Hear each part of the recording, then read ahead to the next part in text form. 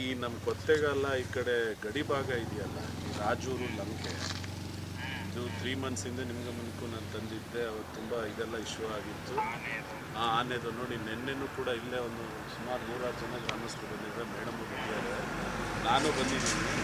ಇಲ್ಲಿ ಬ್ಯಾರಿಕೇಡ್ ಸಮಸ್ಯೆ ಇದೆ ನನಗೆ. 12 ಕಿಲೋಮೀಟ್ರ್ ಏನೋ, ನಾನು 17. ಹಾಂ ಹಾಂ ಹಾಂ, ಆಗಿದೆಯಾ? Right bro, thank you. ಆಗಲಿ ಬ್ರೋ, ಒಳ್ಳೆಯದಾಗಲಿ, ಸಿಗ್ತೀನಿ. 17 ಕಿಲೋಮೀಟರ್ಸಾ? Okay okay, thank you brother, ಮಾತಾಡ್ತೀನಿ, ಥ್ಯಾಂಕ್ ಯು. ಈ ಸ್ಥಳೀಯ ಈ ತಾಲೂಕಿನ ಶಾಸಕರ ಜೊತೆ ನಾವು ಮಾತನಾಡಿದಂಥ ಸಂದರ್ಭದಲ್ಲಿ ಅವರು ಕೂಡ ಸ್ಪಂದಿಸಿದ್ದಾರೆ. ಏನು ಈ ತಾಲೂಕಿನಲ್ಲಿ ಇತ್ತೀಚಿನ ದಿನಗಳಲ್ಲಿ ಕಾಡು ಪ್ರಾಣಿಗಳ ಹಾವಳಿ ಜಾಸ್ತಿ ಆಗ್ತಿದೆ, ರೈತನ ಬೆಳೆಗಳಿಗೆ ಹಾನಿ ಆಗ್ತಿರ್ತಕ್ಕಂಥ ಒಂದು ಮುಂಜಾಗ್ರತಾ ಕ್ರಮವಾಗಿ 17 ಕಿಲೋಮೀಟ್ರಿಗೆ ಸ್ಟೀಲ್ ಬ್ಯಾರಿಕೇಡನ್ನು ಅಳವಡಿಸಲಿಕ್ಕೆ ಈಗ ಆಲ್ರೆಡಿ ಸರ್ಕಾರದಿಂದ ಮಂಜೂರಿ ಆಗಿದೆ.